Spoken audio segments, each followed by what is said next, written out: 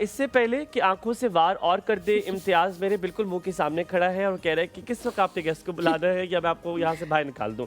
Ladies gentleman, आज आपको हम इस प्रोग्राम में एक ऐसी शख्सियत से आपकी मुलाकात करवाएंगे जो कि एक डिजिटल एंटरप्रेन्योर भी है, एजुकेशन एडवोकेट और कम्युनिटी ऑर्गेनाइज़र है।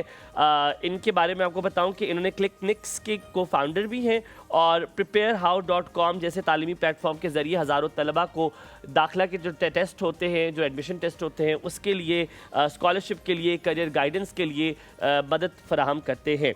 खुर्शीद साहब जो हैं, जिनका नाम है खुर्शीद शिरानी, ये फ्यूचर टीम पाकिस्तान के साथ भी मुंसलिक है, जहां वो पाकिस्तानी नौजवानों को आलमी मौके भी देते हैं, कल्चरल एक्सचेंज प्रोग्राम्स और इंटरनेशनल प्लेटफॉर्म्स की रसाई दिलाने में भी मदद दे। लेडीज जेंटलमैन, आपकी मुलाकात करवाते हैं खुर्शीद शिरानी साहब से, जो कि रूस एक फेस्टिवल जो है 2024 में पार्टिसिपेट कर चुके हैं। आज हमारे साथ एक महफिल मौजूद है। अस्सलाम वालेकुम, a very good morning to you. क्या हाल चाल है, कैसे हैं आप? ठीक ठाक है। प्लीज आइए, बैठिए। Please have thank you. A very good morning to you. First of all, आप बिल्कुल अपने कोने वाली सीट संभाल लें और आप अपना हाथ जो होते हैं ना, जो इसे क्या कहते हैं, रेस्ट, आर्म रेस्ट जो है वो आप अपनी इस्तेमाल कर लें। And thank you very much first of all coming, बहुत शुक्रिया आने के लिए। सबसे पहला सवाल आपसे करेंगे, ई कॉमर्स आपका एक बहुत सेंटर पॉइंट है जिसके बारे में आप बात कर रहे हैं। ई कॉमर्स एक ऐसी दुनिया है जो कोविड के बाद पाकिस्तान ने एक्सप्लोर की। हम उससे पहले बहुत दूर थे, इससे बहुत नहीं, चलो तकरीबन दूर इतने थे जितना दुनिया दूर नहीं थी। अब ई कॉमर्स हमारी ज़िंदगी का बहुत अहम हिस्सा बन गया है।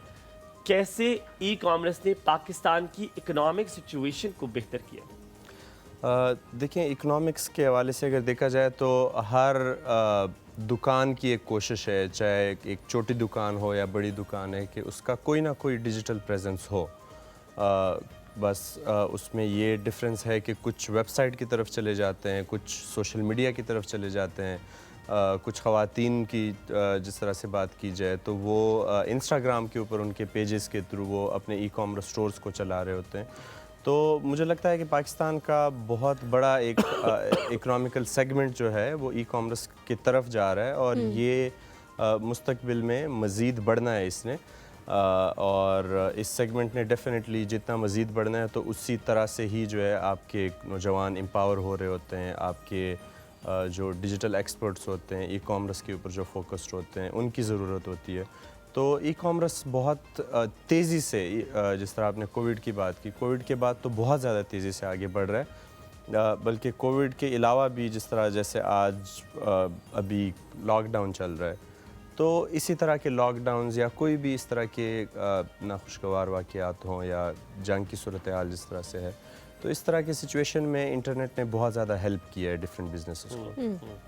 बिल्कुल आप ठीक कह रहे हैं। अच्छा, मुझे बताएं, जिस तरह हुमायूं ने आपके आगाज़ में जो है वो ये बात की ई कॉमर्स के हवाले से, बहुत सारी चीज़ें जो हैं वो ई कॉमर्स आने की वजह से आसान हो गई हैं, बहुत सारे बिजनेसेस आसान हो गए हैं, लेकिन फिर भी लोग जो है वो कहते हैं हमें एक स्टार्ट का पता नहीं लगता, स्टार्ट किस तरह से करना है। आपका इस बारे में बहुत एक्सपीरियंस है, आप मुझे बताएं कि अगर कोई भी इंसान बिज़नेस स्टार्ट करना चाहे तो उसको कौन कौन से प्लेटफॉर्म्स पिक करने चाहिए, कौन कौन सी चीज़ें पिक करनी चाहिए ताकि ई कॉमर्स में भी अगर वो बिज़नेस करे तो उसका बिज़नेस जो है वो अच्छा चल सके? देखिए, ई कॉमर्स एक पूरी अलग दुनिया है। जिस तरह से हमारे फ़िज़िकल स्टोर्स हैं या फ़िज़िकल जो दुकानें हैं या कोई भी फ़िज़िकल जो बिज़नेसेस हैं, ई कॉमर्स एक पूरी अलग दुनिया है जिसमें आपको एटलीस्ट बेसिक्स ऑफ टेक आपको आने चाहिए, जिसमें आपका इंटरनेट और कंप्यूटर का जो बेसिक इस्तेमाल है वो बहुत ज़्यादा ज़रूरी है। उसके अलावा आपने मोबाइल के ऊपर आजकल हर तरह के एप्लीकेशंस आ रहे हैं, तो आपको डिफरेंट यूज़ के लिए डिफरेंट एप्लीकेशंस का पता होना चाहिए। फिर जिस तरह अभी एआई का टाइम चल रहा है, तो एआई में आप